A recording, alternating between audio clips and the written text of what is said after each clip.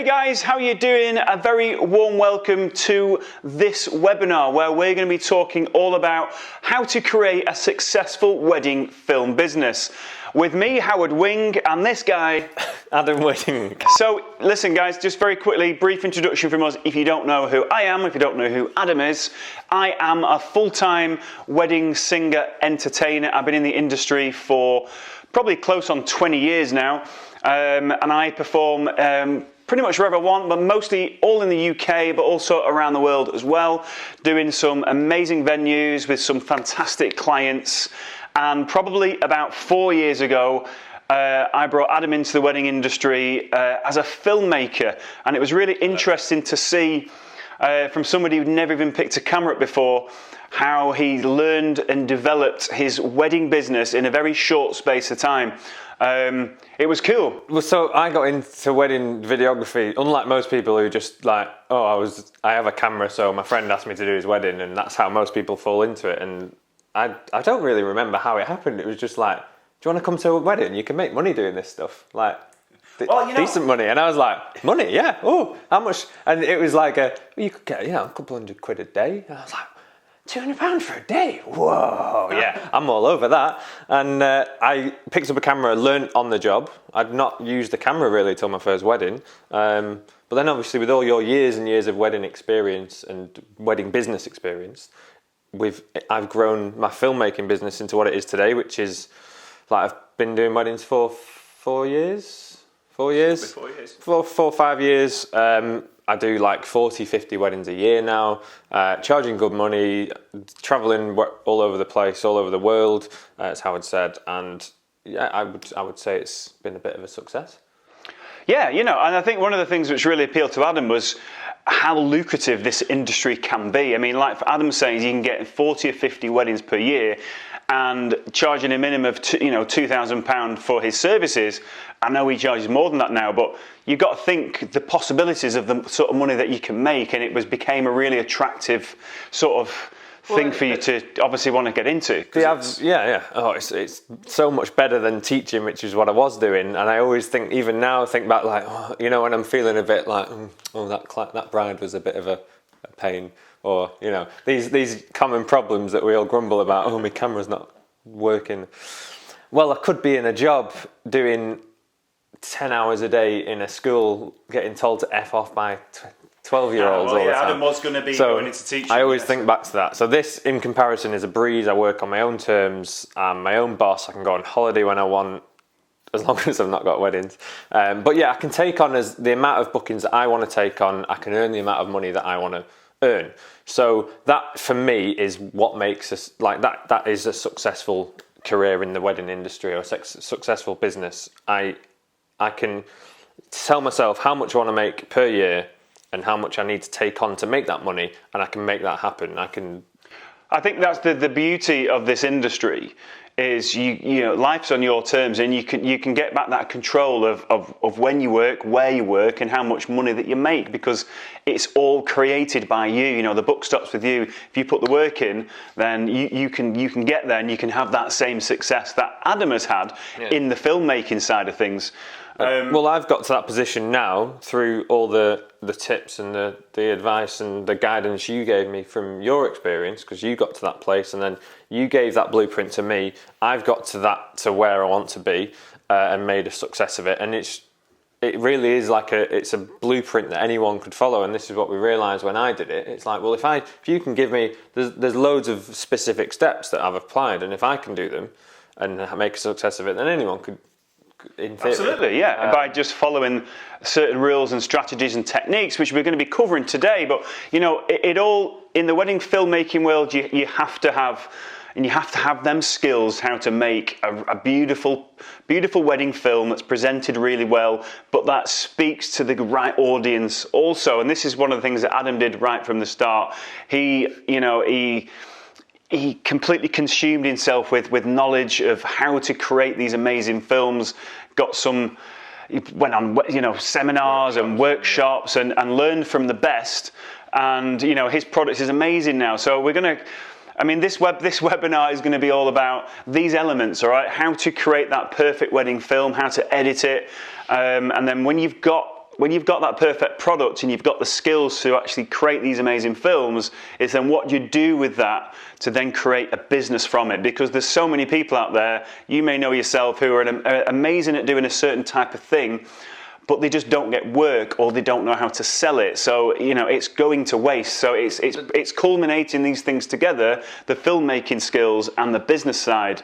Yeah, there's loads, I know loads of really good filmmakers that are struggling to book weddings, struggling for inquiries, especially at the minute with the current situation and things. So, honestly, I have a friend who is the best singer, like, you think about the mainstream singers, people are you see him on the TV. This guy just blows them out of the water. He's incredible. He's like Stevie Wonder. You know, he just doesn't get any work, and it's a shame. He's gone to waste. He just doesn't know how to do it. But then on the flip side, you've got the people that are kind of, I know loads of people that are average videographers, but do really well because they've got the business side. So like, they're okay filmmakers, they're good. They're not the best, but they do really well in the business side. And it's the same for photography, and I assume in your area as well. I would say I'm like an average filmmaker, but I've got the business side down, I would say. Yeah, I know a guy who is like probably below average singer, but he's booked out 150 times a year, and it's just how he... Is he called Howard Wing? I think I've worked with him a couple of times.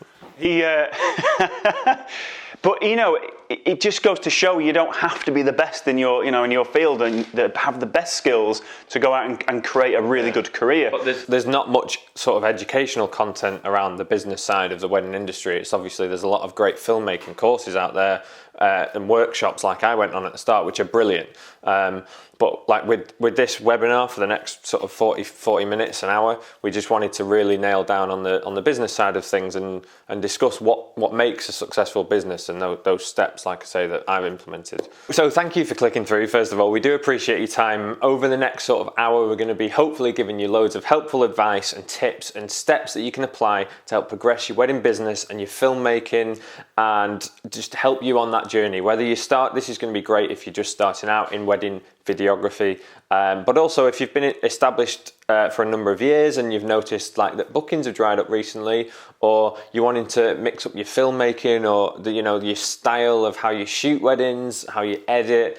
I'm going to be talking about all that side of stuff. Howard's going to be giving you loads of business help. Yeah, just to add on to that, in our private Facebook group, we've got complete beginners, people who've never even filmed or been on a wedding at all. They're starting right from scratch, which in some respects is really good because they're a complete blank canvas, and we can really guide them and help them through, in a short space of time, how to create that career that they really want to get. But then on the flip side, we've got some people who've been in the industry for many, many years who, for some reason, their inquiries or their bookings have dried up, and they just need to hone their business skills, if you like, and start attracting their ideal client and getting that ball rolling again. So it doesn't really matter where you are, you'll get benefit from the strategies and the techniques and the tips that we teach. But again, Adam, it starts with the film. Well, we've called this, how do you create a successful wedding film business? And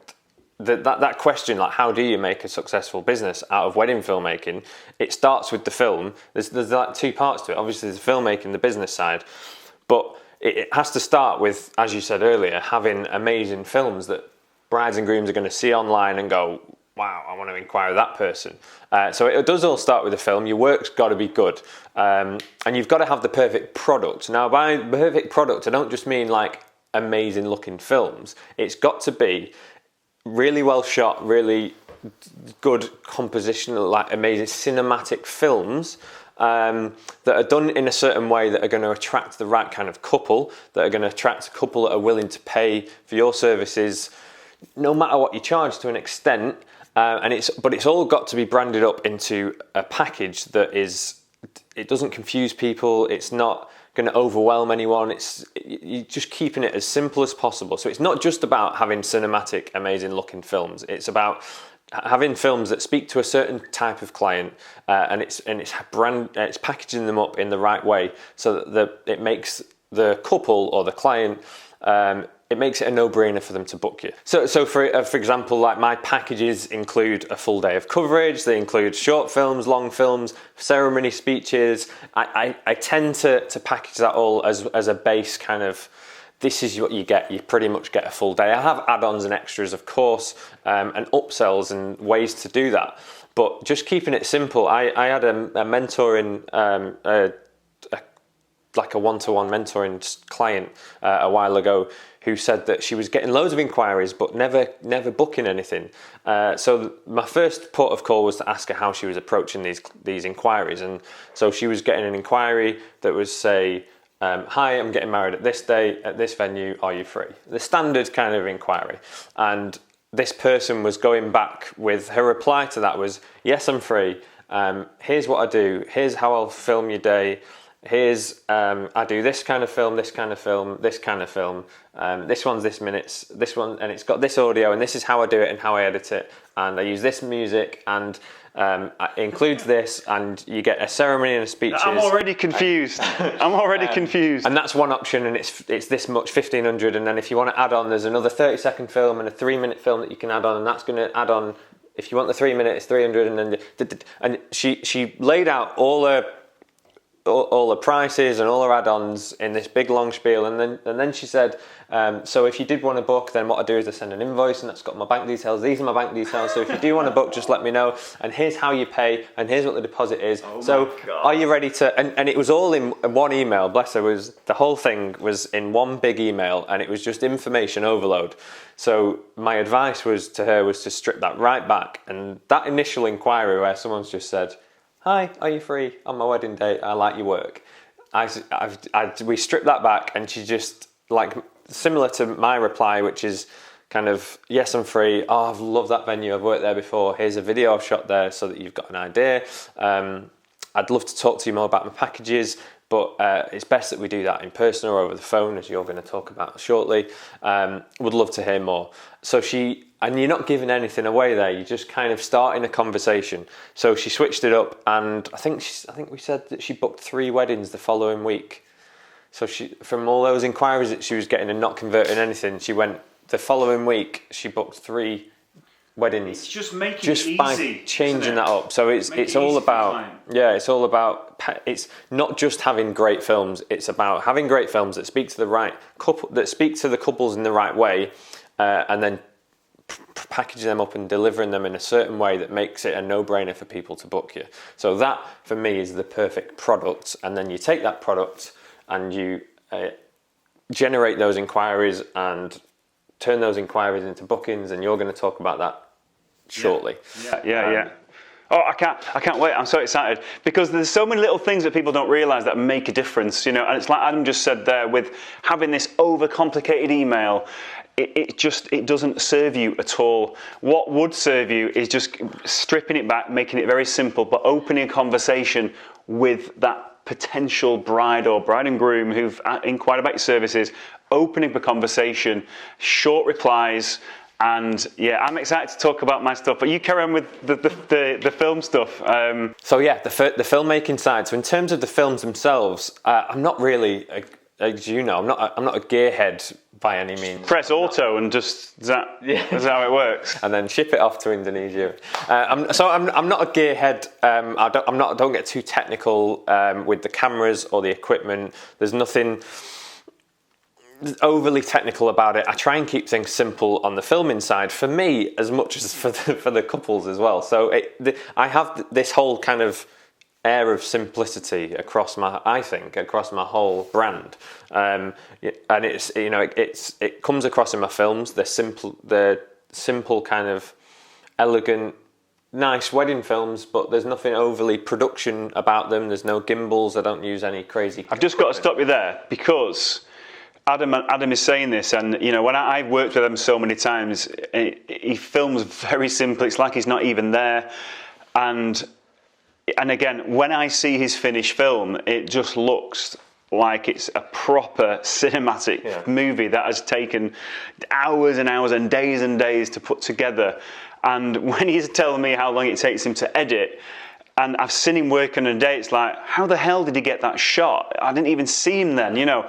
So you've developed a real simple way of filming and editing, but still coming up with a really well-produced product. It is amazing. I get that feedback from brides, and it's like, we don't even know how you got that shot, because I'm convinced you weren't in the room. Like, I didn't even see, are you sure you were there? I didn't see you. I had a bride once that she was actually ready to kind of, well, she said afterwards, she was like, I was a bit annoyed with you on the day because we were about to cook the cake, and I remember looking around and being like, where's the videographer?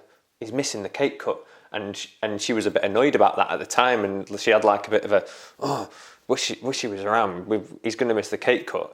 And she obviously like carried that around with her for a couple of weeks, and then when I sent her the film and the cake cut shot was in there, because of course I was there, and she just didn't know where I was, and she all of a sudden she was like, oh, I forgive him, he was there after all. That's how discreet you. And she gave me this like feedback saying, you were that discreet that I was actually annoyed with you because I thought you weren't there when you obviously were. I'm not sure if that's a good thing. So I mean, it's a weird compliment, but it was like, you were that good that I didn't even know you were there, and I thought you'd missed the cake cut, but obviously it's in the film, so you were there. So I think this is something that, you know, people can really learn from you, is the simplicity. This is why I do simple filmmaking techniques, and it extends to the wedding day itself. When I speak to couples, it's all about, like, I won't be kind of posing anything, directing anything. You won't even know I'm there. And that style, especially in the UK, and I see it creeping over into the States a lot more now as well.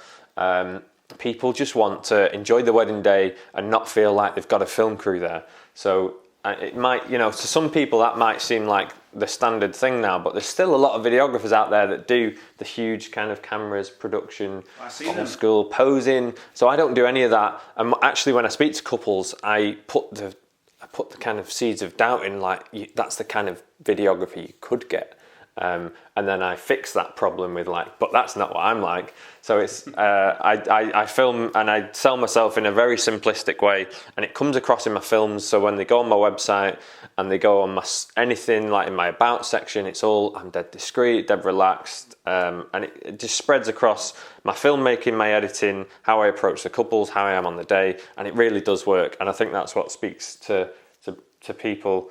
Well, I had on our Facebook group, I noticed somebody posted on there, they'd gone through your editing process, and they were like, it used to take me 5 days to edit a film, and now it takes me 1 day, I mean, I like to call it simplistic. You could call it lazy.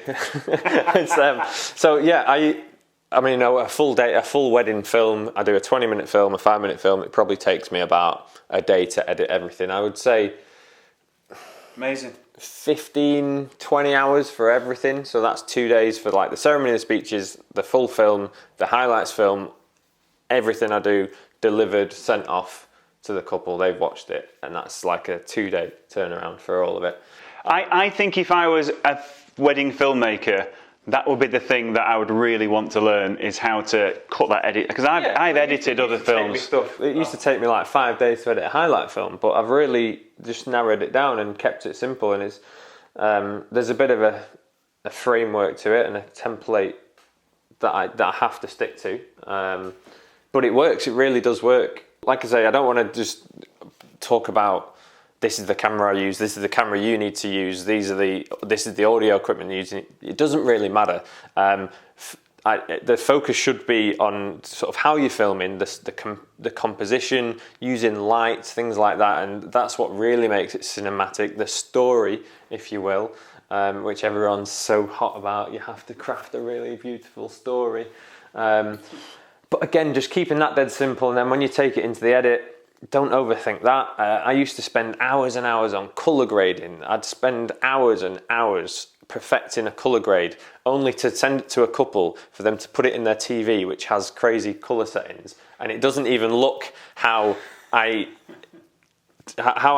exported it. It ends up looking completely different on their TV, and they don't even notice. So then one day I just stopped colour grading altogether, and I just sent them ungraded, and the couples didn't know, like, not a single person. Is there any colour grading? I do. I have a little I have basically now I've got to the point where I've got a colour grade that I just click and apply to every clip, and it just works. So it literally takes me 5 minutes, if that. And it's a subtle, but again, I don't want to spend hours doing that. I don't really spend hours kind of worrying about which music to use, because again, you can spend hours and hours on a little thing and the couple won't even notice. And it's like, I often just have to stop and go, who am I doing this for? Am I doing it for everyone in the Facebook group, all the other videographers that are going to go, oh, I liked what you did with that transition? You know, am I trying to appease them, or am I actually trying to deliver a nice film for my couple? Because there's been moments in the past with editing where I've looked at a shot and it's not been the best looking clip in the world, or the audio is not great. So I've gone, oh, I can't use that because it doesn't look good. It's not going to look nice on my website. But then I've stopped and I've gone, actually, that was a really funny moment from the wedding day. The bride and groom are going to love seeing that. Yeah. I know it doesn't look that great, but they don't care. They're going to love that. So I put it in, and then and then when I deliver it, and they go, "Oh, that moment where you put the thing in," I'm like, "Yeah, why do you even consider getting rid of that?" You know what? This is a real good tip. This, and it's something something you can take away. It's always about the bride and groom. You know, you're not making films for the industry, for your peers. You know, you're making it a personal film and a personal experience for that one couple. People get hung up on being perfect, and people are in fear of getting some negative feedback from their peers. You know, it's never about that, and sometimes that can stop people in the tracks worrying about what their peers are going to think. It's always bride and groom focused in whatever you do, because they are the client, they're the people you have to look after, not the critics of the industry. Forget the critics. Don't like critics, do you? Nah. A pain in the arse. They don't know what they're talking about. It's because everything's different. It's a personal experience, and each bride and groom should have their own personal experience. Well, I have critics, and not everyone will agree. I know people in the community that completely disagree with my approach and what I think about things, but. Well, that's good. And listen, everybody's entitled to their own opinion. Yeah, of course, but everyone's different. But I mean, this works for me, and this works for the kind of couples that I want to attract. So again, we were talking about having amazing films and having them speak to the right people. In terms of, I do 40 weddings a year, but in terms of like showing off the work on my website, I always use those films where, obviously it's nicely lit and it's all turned out good, and the audio and the speeches are nice. But I just want to show off couples having a great time, and then for anyone watching that back, they can see that and go, oh, that's how I want my wedding to be. There's a big lesson, using the right work on your website and your social media to appeal to the right people, so they look at it and they will say, that's how I want my wedding to be. You're selling that dream to them, aren't you? And it works because like the best kind of bookings come from referrals. So when you're on a wedding, like their friends get married and the bride and groom recommend you to their mates, they're the best kind of inquiries to get, aren't they? So in the way that I film on the day, because I'm so discreet, I do often get guests at weddings going, oh, I saw the wedding film that you did for my friend, but I don't actually remember seeing you there on the day. Like when they said they had a video, I was like, I don't remember a big video camera. So that's when I really hone in on the kind of the small cameras, the simple approach, and that really, people really buy into that. So I found that a lot of my couples, when they come to speak to me in this very office, when we talk about their weddings, I always ask them about film.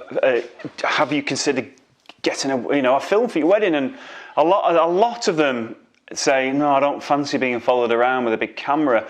So there's still that perception out there from couples that they're going to be followed around, they're going to be posing all day. So this is something, which I've said to Adam right from the start, you really have to communicate your discreet style of filming, and you need to, make sure they really know that they're not going to be directed on that day at all, and they're not going to have a big camera shoved in their face. I've been at weddings when they're doing the speeches where they've got like a 3-camera setup blasted on the top table with big, huge lights. People are still doing that now, and I wouldn't want that. I'm sure you wouldn't want that, but you need to communicate that in the right way. And the website is one way you can do it, as well as social media and everything else. But your couples really need to know that, because that could be a real mental block in their heads of why they don't want a wedding film. So it's a really big one. You've got to communicate that you're simple, you know. Some couples will concede and just go, well, we really want a video. We're going to have to just put up with that.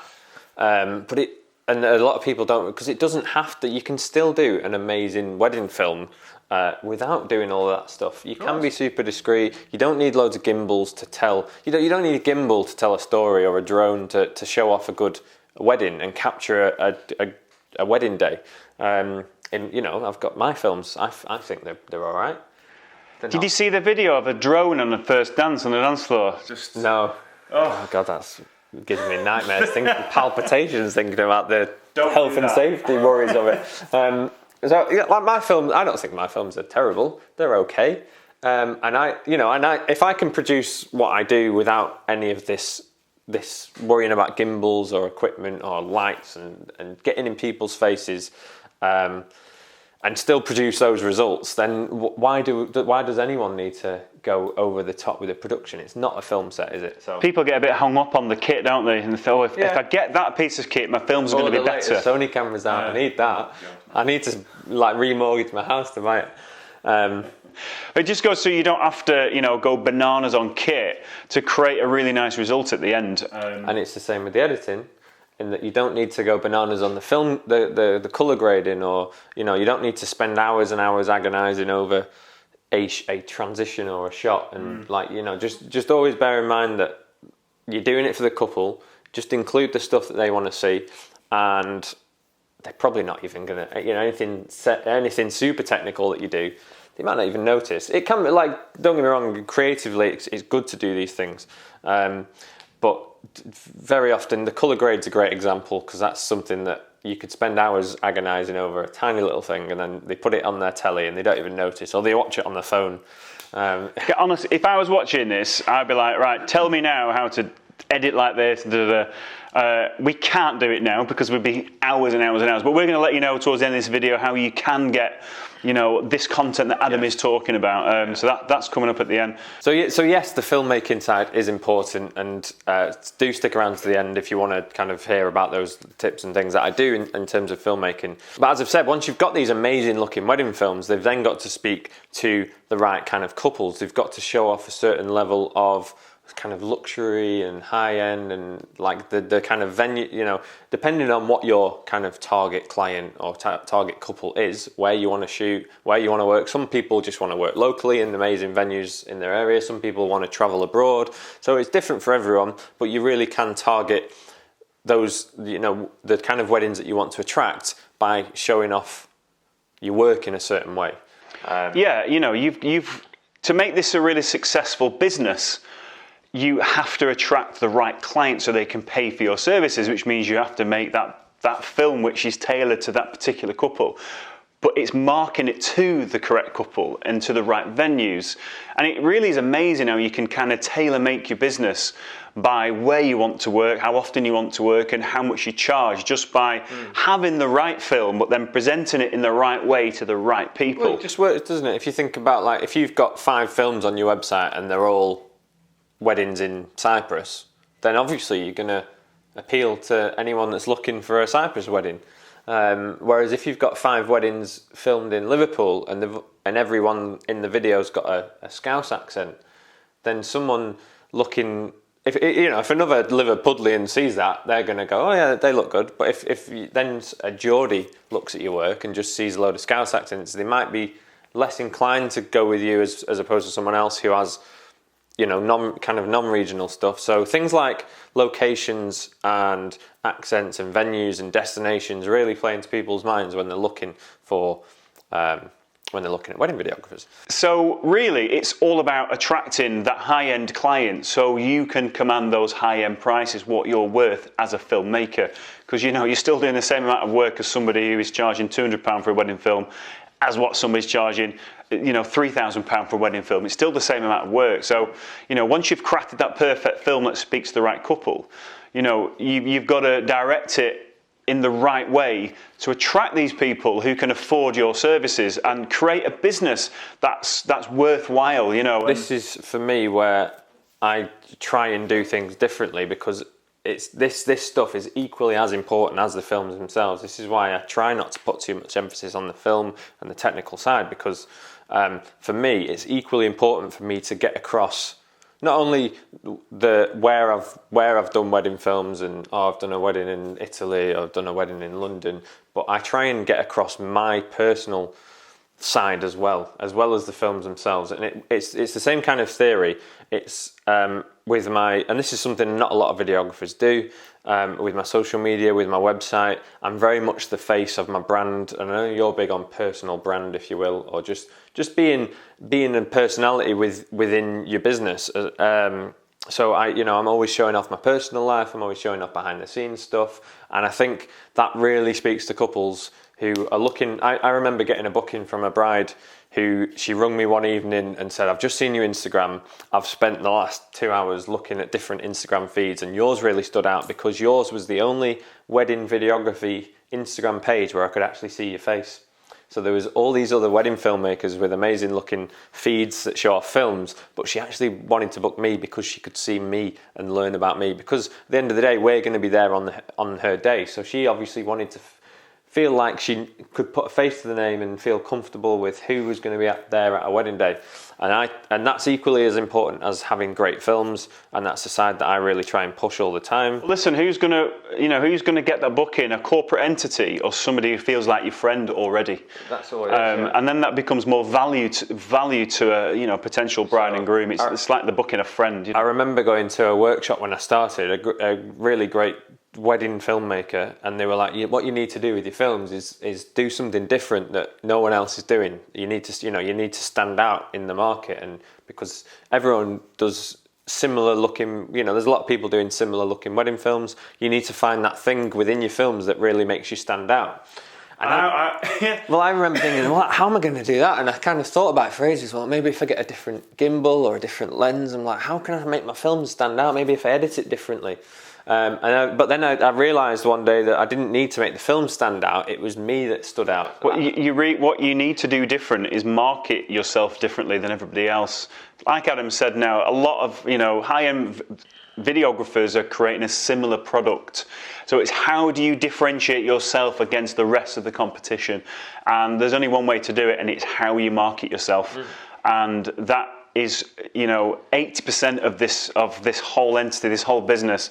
20% on getting them films down amazing, and the rest of it is how you market differently to everybody else. Because at the end of the day, you're not going to be able to compete with the best filmmakers in the world, because I'm never going to be the best singer in the world, but I know how to get bookings. I'm not the best videographer in the industry, but I book out weddings year on year because of how, and no one can do me better than me. So the real answer is you have to market yourself differently, and offer a higher level of customer service even. How can we be different in a different way rather than just on the films? And it's definitely how you market and how you are with your couples. It goes back to what I was saying before about the packages and the kind of offerings that you do as well. I offer kind of all-in packages, if you will. I have a highlights film, which is about 5 or 6 minutes. I have a feature film, which is about 20 minutes, like a lot of people do in the UK or in the industry. And I have the long films and the short films. But then I offer those including the ceremony and the speeches. I don't charge extra for those. I don't say, well, it's this much for this film. If you want to add on this, it's going to cost you this much. If you want to add on this, this is a bit cheaper. If you get both of them, it's going to cost you this much. None of that. It's just you get everything included. You get your ceremony and speeches, and you've just got a choice of a short film or a long film. There's no extra for travel. It's all included, unless it's abroad, obviously. But if it's like domestic, it's all included. I get people asking me like, "Oh, what if I get ready here? Is that going to be extra?" Or no, I'm there all day. Don't worry about it. It's just keep it as simple as possible for the couple, and price it accordingly. And it just makes it so much easier for them to digest. I think that's the way to do it at the start when you've got that booking. Make it a very simple process for them to book you. and then you can take that process a step further with your add-ons. And then that's when you upsell when you've got them, because obviously then you've got to know them a little bit. They're all excited to have you. Your friends on Facebook for over the next year, they're kind of getting to know you on a social media level. They're getting excited, and then when you meet up a few weeks before, then remember those add-ons that I mentioned earlier, like, and you can upsell things that way. And I'm sure you're going to talk about that, but well, having the upsells is a really good way of creating an extra bit of income that you probably wouldn't have had if you didn't offer it.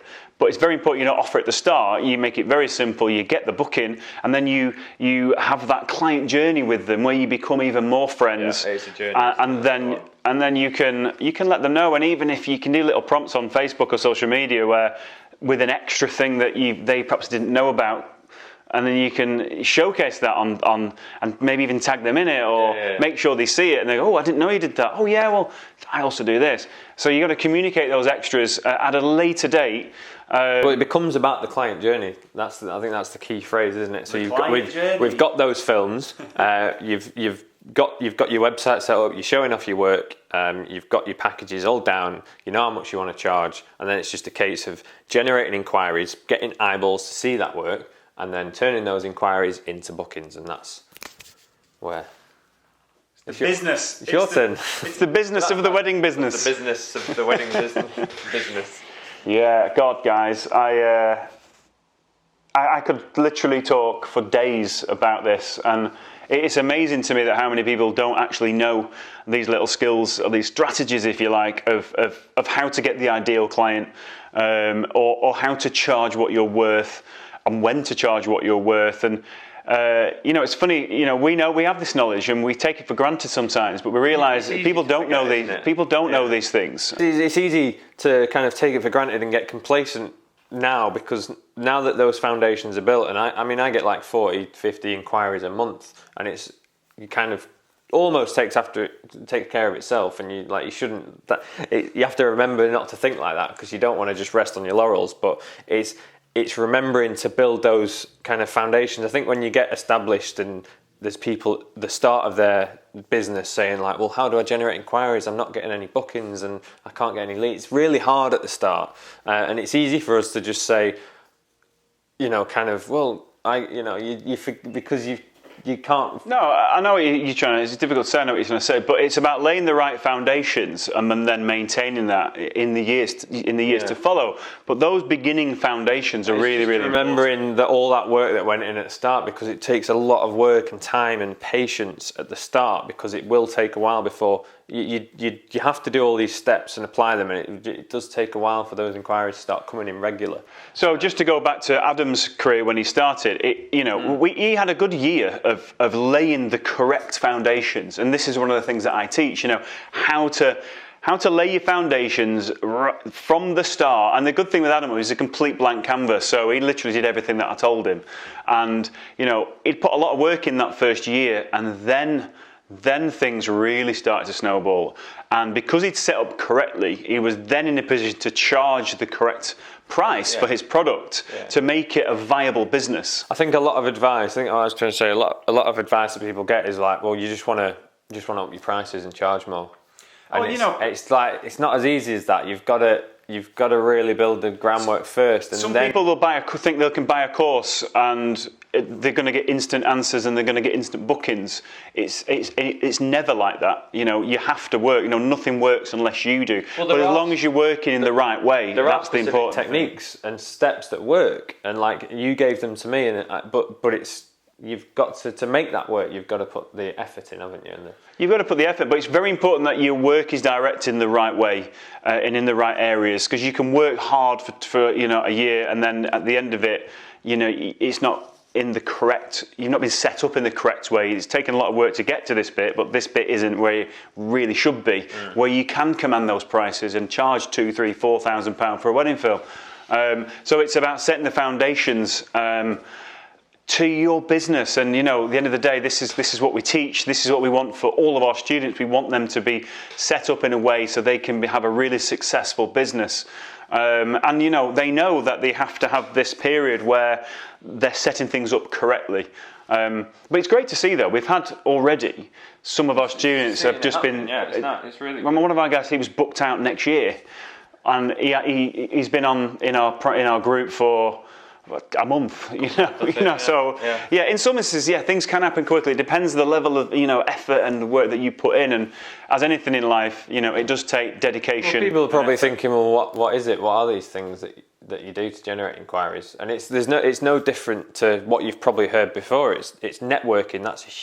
That was always a huge thing for me, and networking in the right way, as you've said. Wedding awards, which is a bit of a taboo, poo-pooed kind of thing that nobody likes to do, but that's huge. You have to set yourself up so you're presented to the correct client. And I talk, I'm really big on this, is you have to attract your ideal client. And your ideal client is, or my ideal client or your ideal client is somebody who is fairly affluent, wants the best for the wedding, can appreciate, real quality, but somebody who's really nice and genuine and fun to get on with, and in a great venue, and because at the end of the day, we want your career to be and enjoyable, and the bags of cash, But you want your career to be really enjoyable, so you want to go to lovely venues and meet some great people in a certain high end. Working in those venues, you will attract more of that kind of area, that kind of work. You'll meet the right kind of suppliers, and then you're not kind of stunting your growth, are you? Because if you're doing work in kind of, our local area isn't probably the best wedding affluent area to be in. This is why I never worked in my area. I never worked locally because our area isn't affluent, and your kind of weddings that you're going to be going to won't have the kind of suppliers that you want to be in a network with, in a sense. When you've got that product, the ideal product for a couple, and you've presented it very simply, and you've got a beautiful film, what do you do with that then to create your bookings and attract those ideal clients? And there's quite a lot of stages to it, but it's this beginning period, this setup stage, if you like, that's really, really, really important. And again, I could be talking for hours and hours and hours. And if you want the real specifics on the business side and on the filmmaking side, we're going to tell at the end of this webinar, we're just going to let you know how you can do that and how you can get that. But I just want to cover just a few bases for now. We've talked about, your ideal client. Well, we know what the ideal client is. We've just explained it, but it's how do we attract them, all right? Well, same for everyone, isn't it? Exactly. So you've got to think about, well, what are the venues that these ideal clients get married in? So that is a first part of research for you. So, listen, we're so blessed with our internet. We can pretty much find out information. It's at our fingertips if we just know where to look. So, one of the things I said to Adam is you need to target venues. You need to target the high-end venues where you'd really like to work, because these are the venues that attract those type of clients. Those venues that are commanding a certain price point are going to naturally attract the people that can afford that. So then you're going to get in, and then when you get those weddings, you're then shooting at nice looking locations. So your wedding films are going to look nice, and it all kind of So you have to really target those. You have to target those venues. You have to build relationships with the people who work there, other suppliers, and you have to target the venue themselves. So you can do that directly or indirectly. You can just do it in a nice subtle way on social media. You can tag them in. You can even direct message them and ask them, I'm in the wedding industry. I love your venue. I'd love to come over. There's lots of different ways. You can put in there. There's lots of ways which I do talk about in more detail. But that's very key. You have to target the venues where you want to work, where they are going to attract that ideal client. So when you've got that, your social media and your website has to be on point. Because if you've got this ideal client who is interested in you, you need to be coming across to them in a way that appeals to them, so they want to book you for the services. So number one is never come over as a corporate entity. Now listen, a lot of people might disagree with my strategy on this, but I think the personal branding and the personalness is so important. Then, telling everybody about the latest kit you use, or trying to come over corporate, or Let's not forget the story of the bride who literally booked me out of 10 other videographers because I was the only one where she could see my face on my Instagram page, and that's the reason she booked. And I know, for me, your name of your wedding videography business should be you. Should be your name. Adam Wing Films, Howard Wing Wedding Singer. Not YSD Media. but people, when you're like I do wedding films. Or there's a lot of companies I know that have kind of and Marry Me Films. But the thing is, they have got different names to what they don't call their business their name, but when they do their research on that company, then the personalness comes into it. It's just a personal preference of mine. I think, having your name as the lead in what you do, so people feel an extra level of connection to you, I think, when they're dealing with the person. Like Adam just said it before, somebody booked him because they're the only person on social media that we're looking at who actually showed his face. I see this on a regular basis with photographers, with videographers, with a lot of other wedding suppliers who just showcase their product. They don't showcase themselves. A big one, a massive one is have a video on your website with you on it, talking about what you do, talking about your approach, really communicating the facts, coming across really well. This has always baffled me as videographers by profession. It's amazing how few videographers have a promotional video about themselves and their service. Obviously you show off your films, but having an actual promotional video about you, talking about your style, your approach, etc. Not many people have that. Well, you're the product. You are the product in this. The wedding industry is a very personal thing. And people always book somebody that they feel connected to, or they feel they've got a level of friendship with.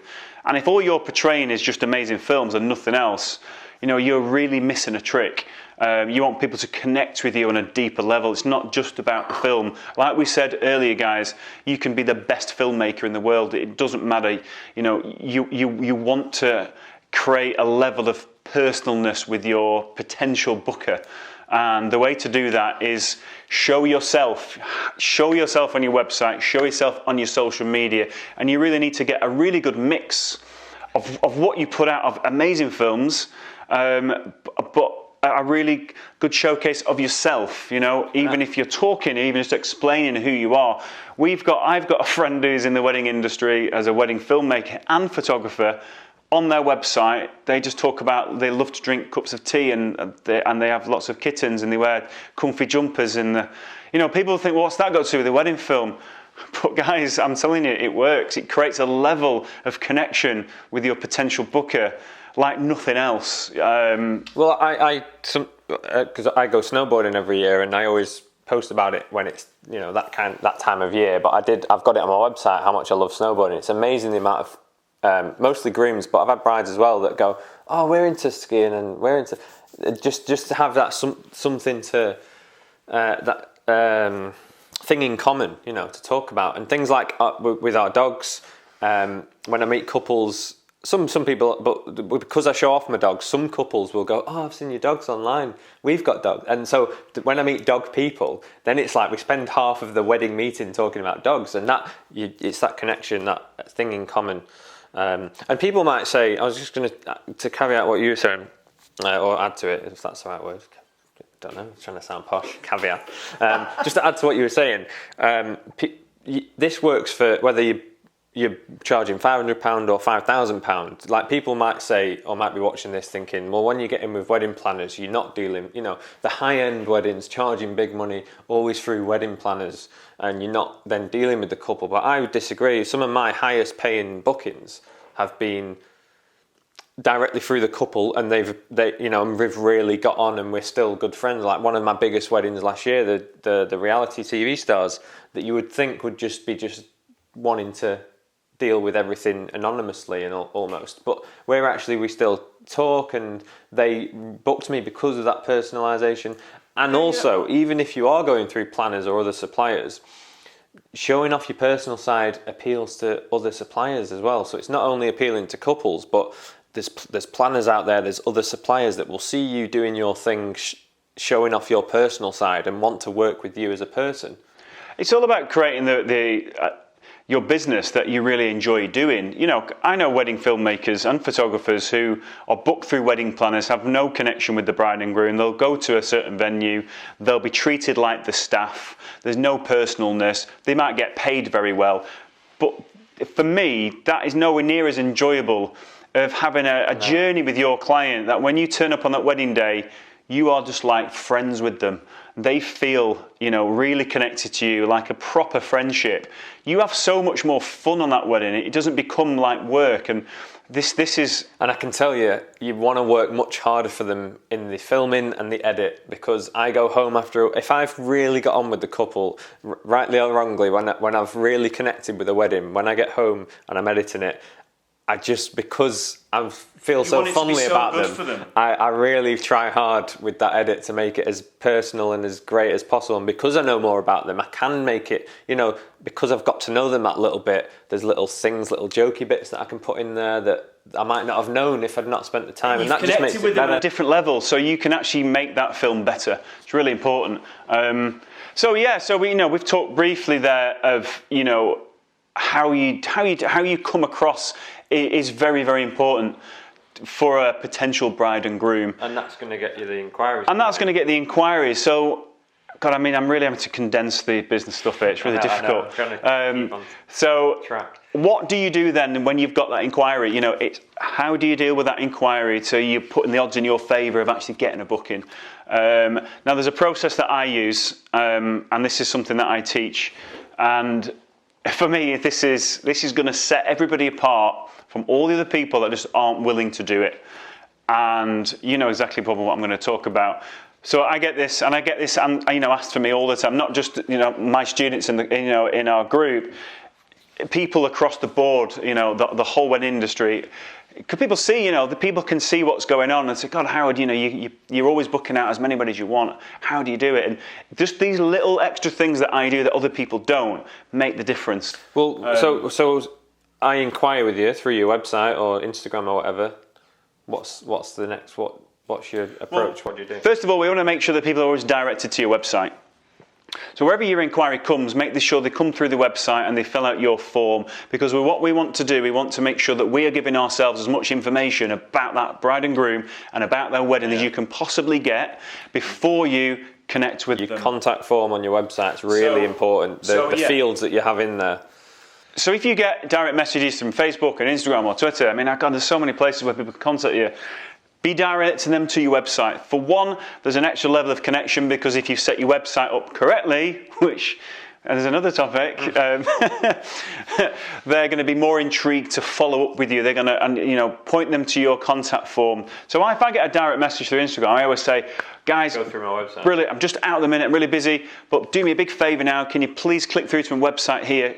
Link it in for them. Can you please fill out the contact form? As soon as I get home, I'll get back to you.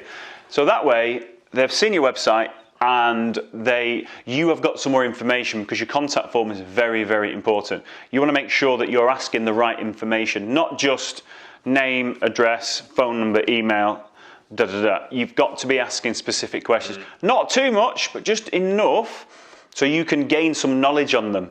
You don't want to make it hard work for them, because you don't want to have to fill out like reams of stuff. No. But you need to get the right info. Yeah, so you need their full names. You need their phone number. I'll explain why that is very important. Obviously, you'll have the email address, but you also location of wedding, date of wedding, obviously. Where they're getting married, what the venue is, and a really, really important question to ask is where they have found you, where they've seen you to make that first inquiry. How has it come about? You need to know that. What does it say on yours? Where have you seen me, or? Yeah, where did you hear about me? Where did you hear about me? And then I have an optional extra of just like, tell me more about your day. I'd love to hear all the details. And because the people that fill that section in, they're like, oh, we're getting ready here and we've got this for entertainment. You know, they're the good quality inquiries for me, when they really gush about their wedding day. And the more info I know, the more I can...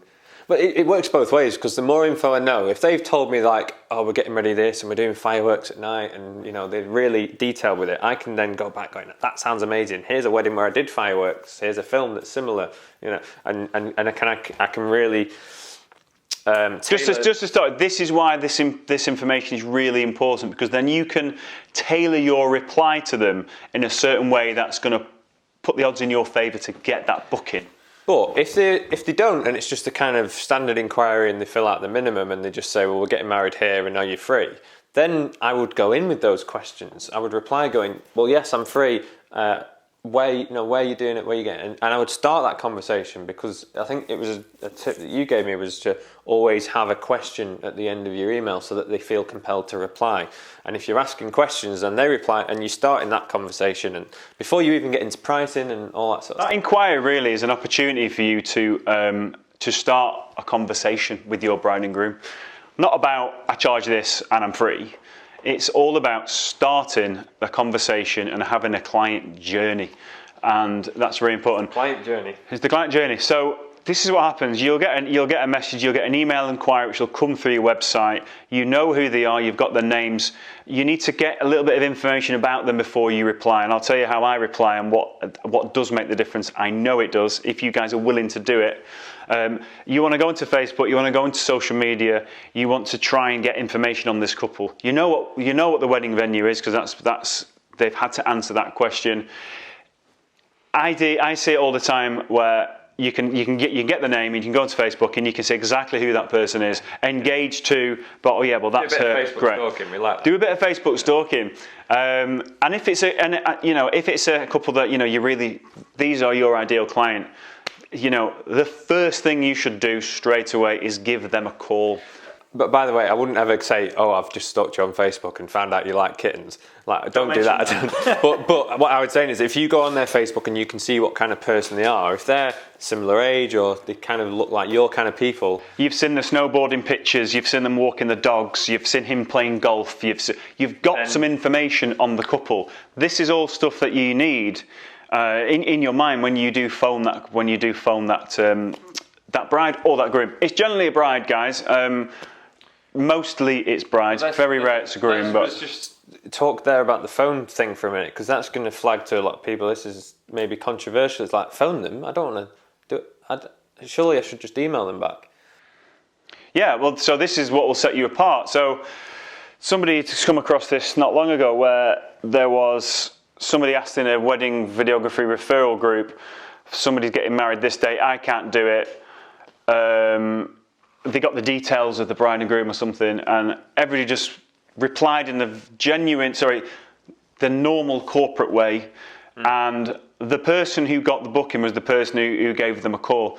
And well, I've seen those where who's free on this date, here's a referral, and you've got 40 companies that drop their emails into the comments. And the bride's then going to sift through all those inquiries, and they're all going back with similar prices, similar work. And then one person goes, here's how to win, because you're taking the competition out of the equation straight away by giving them a phone call, because guaranteed none of them other people will do that. They'll just reply in a corporate way, a bit like the reply that one of your past students did do. You could be the only person who ring them, and you might be charging more than the other people because you've rang them and you've had that real first personal connection. You've got a better chance of booking it out. So this is what I always do. If there's a wedding and I've checked them out, I've got some information on them, I give them a phone call. But I always make sure the phone call is short, and I'll tell you why. That phone call is only there for me to create a meeting with my couple. I'm not going to give too much information. It's there so I can create a meeting, but it's also there so I can start gaining rapport with that bride. And what I really like as well is if I do call them and the groom's with her and they put me on loudspeaker, I can actually talk to both of them. That is even better. Well, this is why I think that you always try and get them into a meeting. Well, one of the reasons is because that you want to speak to both of them. You don't, when you ring and the bride answers or the groom answers, you only got one of them there, whereas ideally you want to be speaking to both of them. Yeah, and I go over this in great detail of what to say, how to say it, how long that phone call should be, and what is the outcome from that phone call. We know it's to get the meeting. But I had, I think one of our students say, somebody who's inquiring with our course, we're like, I've heard about you phone people. what do I say? You know, it's, oh, I'm stuck. I don't really know what to say. And this is a stumbling block, but this is what's going to make the difference. This is what's going to make you more of a success. It's very simple in theory, but it's not easy to do because you're having to put yourself out there and be... As weird as it sounds, because you'd think we go to weddings all the time, we'd all be social animals, but it's hard. I find it difficult at the start to put myself out there and be confident on the phone with people. You know what I was like on the phone? Oh, you were terrible. Look how good you are now. This is just about opening an extra door of opportunity, which not a lot of other people will be prepared to go through that door. And when you go through it, and you've done it, and you burst that fear bubble, it'll become easier and easier and easier. But I'm telling you now, just by having that phone call at the start will guarantee a lot more bookings in your bag because you've created that personal connection. I do go into more detail about what to say on that phone call, but for me, I always make it short, and I never give too much information about me and my services, but it's all tailored around creating a meeting with my couple. And then when you have that meeting, you can then, you can expand that personalness, you can expand that experience for your bride and groom. I get lots of feedback from couples who come to my house to meet, and they follow up and they say, Howard, as soon as we walked through the front door, we knew we wanted to book you. And that's before I've even told them of what I do. So having that phone call and then getting them to come to the house, my book rate, I think over 1,000 weddings, I might have had 2 people that I've had a meeting with who haven't booked. So yeah, once you get them to that level, because I mean, or for me, once you get them to the meeting, they've already seen your work, your product, whatever that may be, and they've also already got a rough idea of what it is you do. So then the meeting just becomes about getting to like you. Yeah. So these are the really important things. It's creating that personalness. It's showcasing yourself in the best way to attract your ideal client. It's networking and building relationships with the right suppliers and the right venues. And it's also about creating referrals. Massive. The referral one. This is the best scenario. You get a couple who said, I've been referred to blah, blah, blah. So they know about you. The friends have used you when they got married, and they want that experience as well because it was so good for their friends. Their friends have referred them to you, and they've stalked you a little bit on social media, Facebook. You're taking every step, so it's going to work in your benefit, and then the phone call, then the meeting. But just doing that, do you know what it's when. Those kind of couples that you take that journey with, and you do the meeting, you get to know them way before the wedding, your friends on Facebook leading up to the wedding, you continue that relationship with them beyond and after the wedding. They're much more likely to then refer you to their friends and gush about you than they would have been. And their friends might even just passively on social media see, someone might see this couple that seemingly have a really good friendship with their videographer, photographer, whatever. Oh, I want that person. Like if a engaged couple can see their friends who have recently got married are still chatting to their photographer like their mates.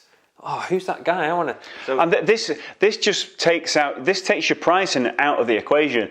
This is why we don't do mainstream advertising. We don't do magazine advertising, or we don't even do any Facebook advertising, because we don't want to be in competition with other people. We want people to book us for who we are and the person we are, rather than the service we offer. The service you offer has to be great and it's got to be amazing.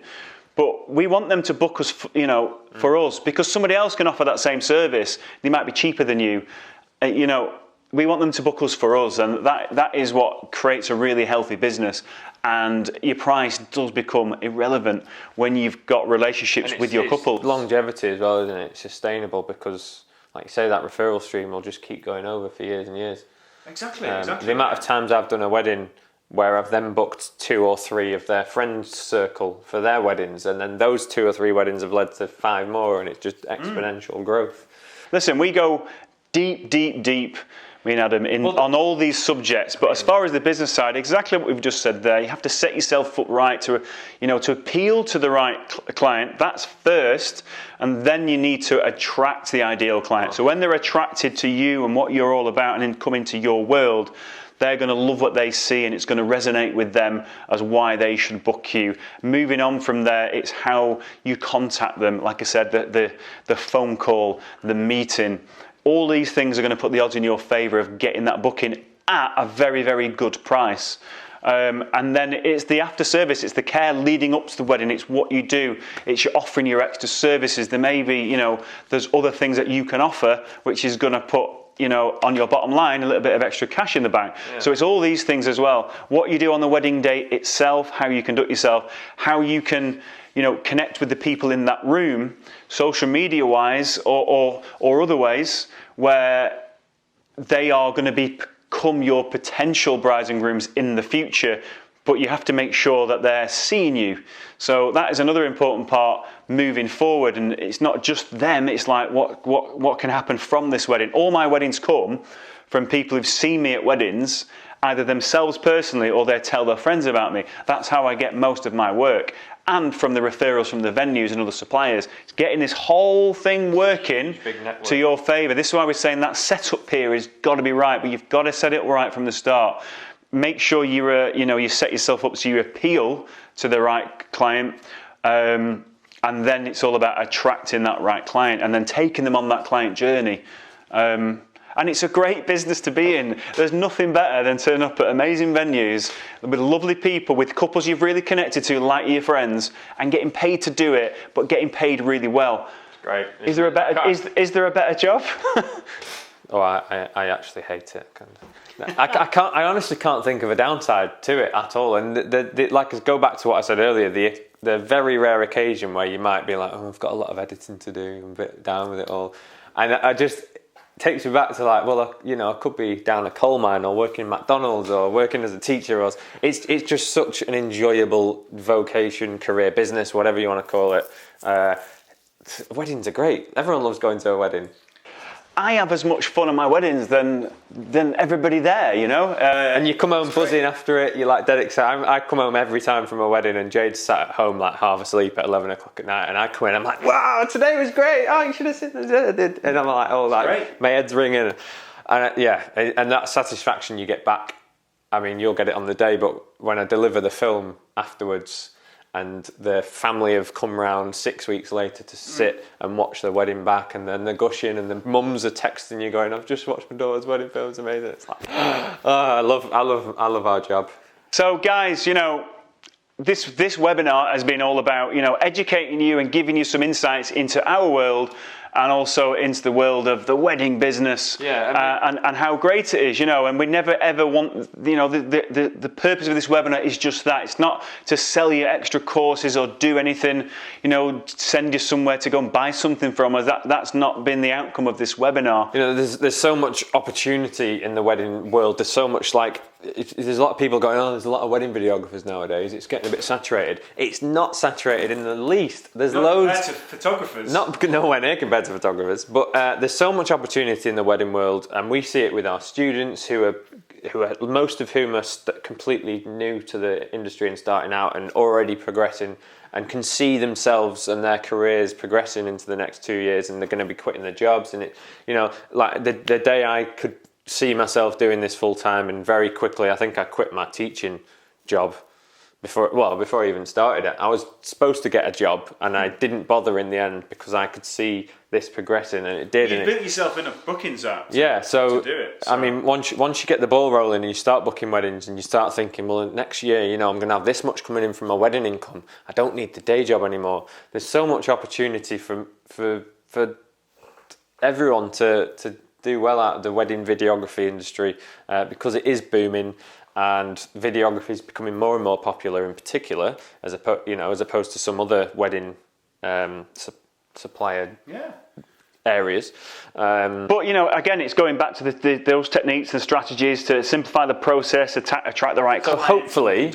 Hopefully this last hour or so has given you some kind of motivation or insights or ideas for how to get that ball rolling if you are starting out, or if you've been doing this for a while and your inquiries are dried up, or you just want to freshen things up. Hopefully watching this with an open mind and trying to apply these strategies, which, as you said, a lot of people don't do, and will definitely help you stand out. But, you know, just give it a go and try it. And that's, you know, we wanted to share because it's worked for me and us, and it's working for our students from our course. So hopefully it can work for you guys as well. So that's that. We just wanted to share that kind of our experiences, and hopefully that can help you as well, and you can take something away from that. Guys, we've waffled for ages. I really hope you've got some of our strategies, some of our tips and things that we do, and it's sunk in, and you realise, you know, that these things can make a difference to create that wedding industry, that business, that you really want. We love it, and run with it. It's like Adam said. There's loads of room there. You know, this webinar is all about just giving you a bit of insight into our world and the things that we do to create our wedding business. You know, we've talked about our students. We do have a Facebook group. We do run our own course. You know, this webinar is not about selling any of these things, but you know, those things are on offer if you want to follow that journey on and be a part of this group. Because the Facebook group's really great, isn't it? Because it's huge. I like the community aspect of it. Yeah, and we do. Yeah, they support each other, but we do our weekly coaching calls with them. A bit like this, I guess. Yeah, kind of. But I mean, I love it where somebody buys the course, they go into the Facebook group, they're on that journey with us, and they've got access to us, you know, and they can ask us and anything they want through their journey, and we're all following this journey together. It's great. Yeah, I think it's always been important to me and us, I guess. I know you feel the same, but to kind of share and help, but because you did that for me, and it's built my business to where it is. I just really enjoy not only giving people the information back to help their businesses, but supporting them and going on that journey with them. I like being on that journey. I mean, we've got 50 students in our course, and I feel like we've got such a good like we talk about that personalness and the friendship, you know. I mean, for us, you know, we didn't want to do a course and sell it and forget it. You know, it's about creating this community where we can all follow the same path and build these relationships. It's nice hearing like, oh, I had this win this week, and like we do this weekly chat with everyone, and we people drop in and go, oh, this week I booked 2 weddings, and this week I've done this, and I've made and like, oh, I'm ready to now, and all those stories of like, I can't wait to quit the day job. You know, I love looking forward to Thursday night coaching calls with everyone, because everybody jumps on the chat and they're all chatting with each other, they're chatting to us, they're asking questions. It's great. So guys, that is available to you if you're interested. If not, we really hope you've got a lot from this webinar, and it's going to help you move forward. This is going to be online forever, so take it and watch it. It's yours to do what you want with. Hopefully you can take something from this and run with it. But if you do want to hear more about the strategies that you apply for booking weddings, and like what I do in terms of editing and filmmaking and YouTube SEO, social media, all those nuances of what we've talked about and the details of it, then yes, we do have a course available. Oh, I tell you what else we've just launched for the members of the group. We're doing shoot days now. So we do, for those, we found a lot of our students who are starting, they're brand new, they've not got any footage, they've not filmed the wedding even. They need to get footage. They need this social media content or content for the website. So we're now doing shoot days. So style shoots at venues for generating content for weddings. So we're putting on some mega ones at really nice venues with really cool looking setups. Yeah, and you know, it's just like, you know, helping them as best we can. And we thought, wow, we've got a lot of students here, brand new, they've not got much footage.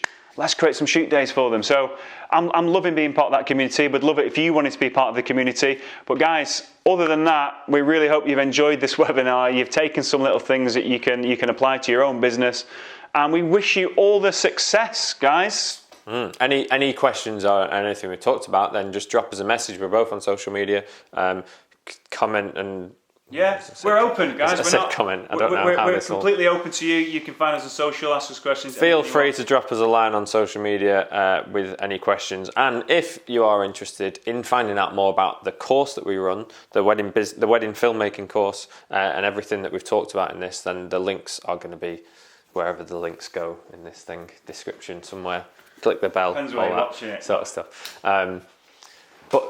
But thanks for watching, and all the best. Happy shooting, happy weddings, etc. Don't forget to watch Adam's YouTube channel. Also, there's a lot of good info on there, so you can catch him on there as well. But guys, it's been great having you. Thanks for listening to us waffle, and I really hope it's been beneficial for you. So all the very best. See ya.